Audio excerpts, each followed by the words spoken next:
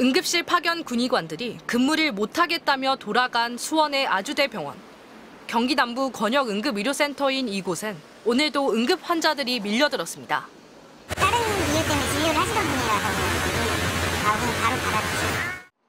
아주대병원을 포함해 지난주 5개 병원에 지원을 보내겠다던 군의관 15명 중 실제 응급실 근무자는 1명도 없습니다. 업무 범위와 책임 소재를 놓고 갈등을 빚었기 때문인데 이 와중에 복지부는 오늘 군의관 250명의 파견을 시작했습니다.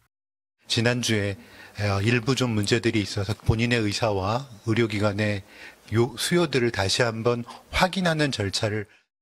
하지만 현장에서의 혼선은 여전합니다.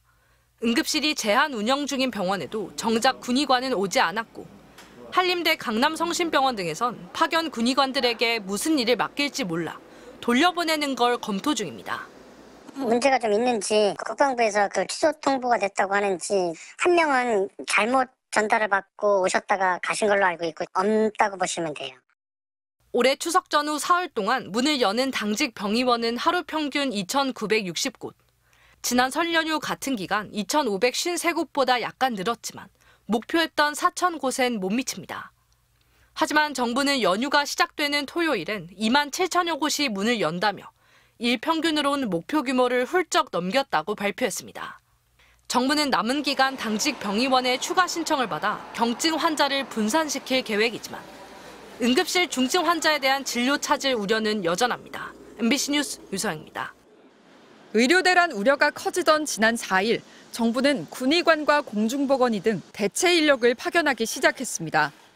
하지만 아주대병원과 이대 목동병원에 투입된 군의관들은 업무를 하지 않은 채 복귀했고 충북대병원에선 파견 군의관 2명이 다른 부서에 배치해달라고 요구하기도 했습니다. 충분한 사전 협의가 없었던 데다 팀으로 운영되는 응급실 특성에 대한 고려 없이 중증 응급 환자 진료와 같은 업무를 맡기려다 파행이 빚어진 겁니다. 정부는 대책으로 군의관 징계 방침을 내놨습니다. 보건복지부는 근무지 명령 위반에 따른 징계 조치를 국방부와 협의하겠다고 밝혔습니다. 또 다른 병원에 보내더라도 비슷한 문제가 생길 수 있어 지속적으로 교육 설득하겠다고도 했습니다. 의료계는 즉각 반발했습니다.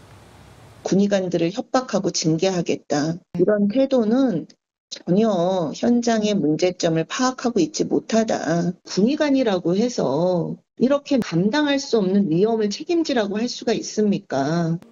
징계 협의 대상이라던 국방부도 선을 그었습니다. 국방부는 복지부의 요청도 없었고 징계를 검토하고 있지 않다며 해당 군의관들은 부대에 복귀하지 않은 채 부서 조정이나 다른 병원 파견 등을 복지부와 협의 중이라고 설명했습니다.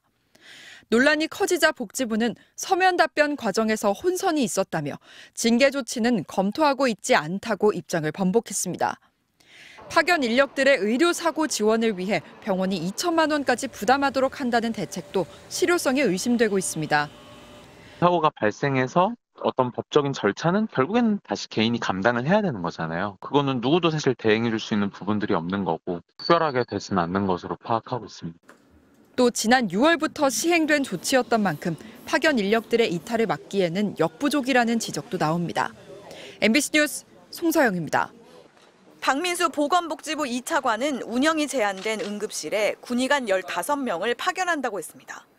의료기관 5곳에 오늘 배치됩니다. 광원대병원 5명, 세종 충남대병원 2명, 이대 목동병원 3명, 충북대병원 2명, 아주대병원 3명입니다.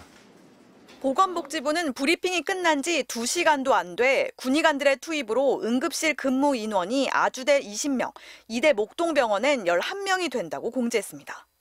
그런데 사실은 달랐습니다.